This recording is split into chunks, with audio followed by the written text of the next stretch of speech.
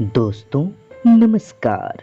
आज की कहानी गिरी और शोआन।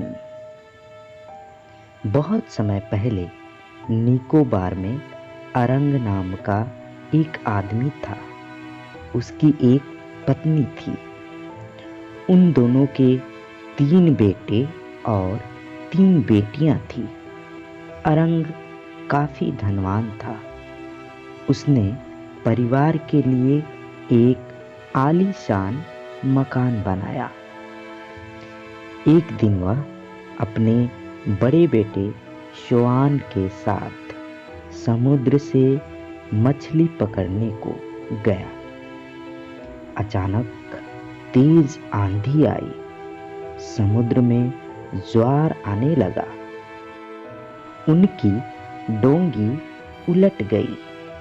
बाप और बेटा दोनों समुद्र में डूब गए। जब पिता डूब रहा था तो लड़का डोंगी के ऊपर सरक आया और चिल्लाया, मेरे पिता मर गए हैं। हाय, मैं क्या करूं? मैं कैसे घर जाऊंगा? तभी एक व्हेल उसके सामने आई। मेरी पीठ पर बैठो, मैंने रास्ता देखा है, व्हेल ने कहा। व्हेल बहुत बड़ी मछली होती है। उसे सागर की रानी कहा जाता है। यद्यपि शोआन को उससे कुछ डर लगा, लेकिन वह हिम्मत करके उसकी पीठ पर बैठ गया। व्हेल उसको मंजिल की ओर ले चली।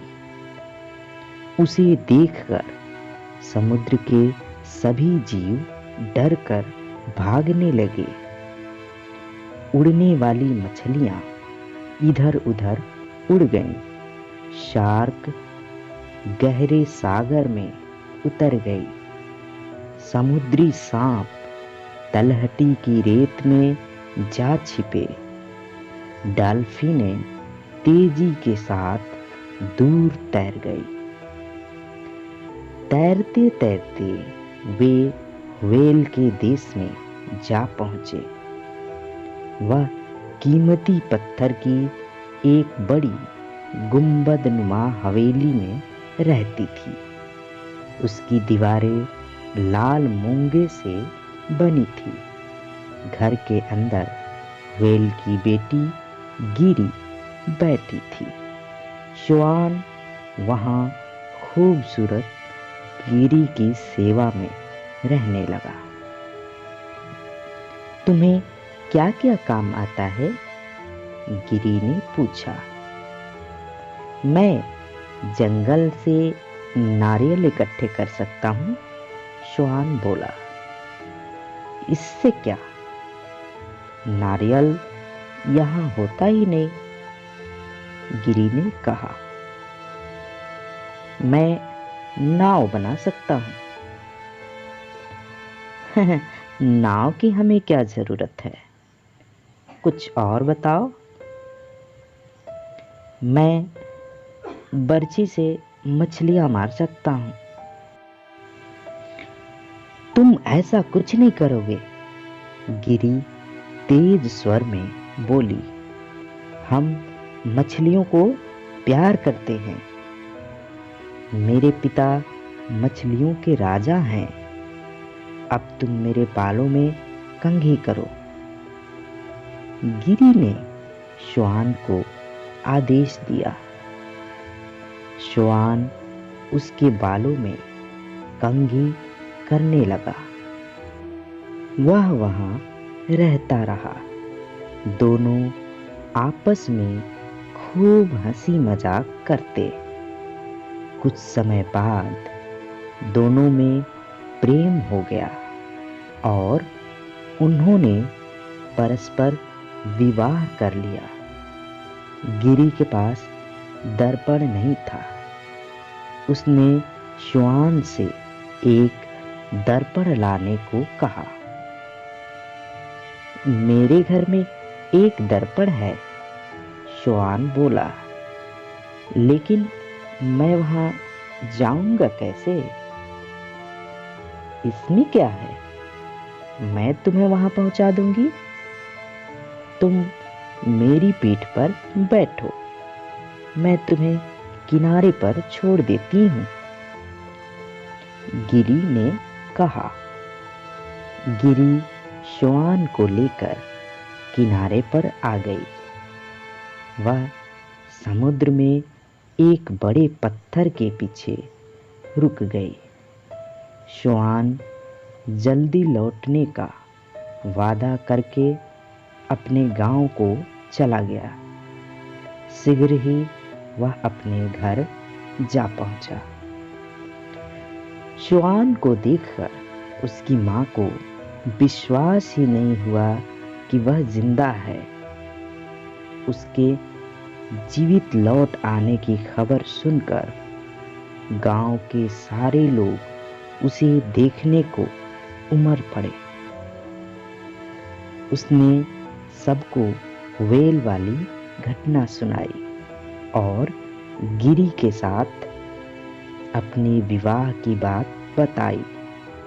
लोग उसकी बातों पर हंसने लगे।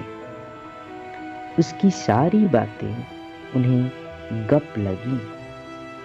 श्वान को उनके रवैये से बड़ा दुख हुआ। उसने दर्पण उठाया और घर से भाग खड़ा हुआ। गांव के लोग अनपढ़ और अंधविश्वासी थे। समुद्र में डूबने के वर्षों बाद वापस लौटे श्वान को वे उसका भूत समझ रहे थे। जब वह दर्पण उठाकर भागने लगा तो उनका संदेह विश्वास में बदल गया। उन्होंने उसका पीछा किया और बर्छियों से उस पर वार किया। बर्छियों ने भागते हुए श्वान के पूरे शरीर को बिंध डाला। वह मर गया। उधर सागर में मूंगे की पहाड़ी के पीछे रुकी गिरी उसकी प्रतीक्षा करती रही, लेकिन वह गिरी के पास तक नहीं पहुंच पाया। अक्सर ही चांदनी रातों में मछुआरे सागर में दर्द भरी आवाजें सुनते हैं। उन्हें लगता है जैसे कोई स्त्री लंबे समय से अपने पति के इंतजार में सिसक रही हो। वे लोग जिन्हें गिरी की कहानी नहीं पता, इन आवाजों पर आश्चर्य करते हैं। गिरी श्वान के बिना अकेली अपने घर नहीं लौट सकती, इसलिए वह दर्दीली आवाज में उसे पुकारती है, लौट आओ श्वान, लौट आओ, लौट आओ।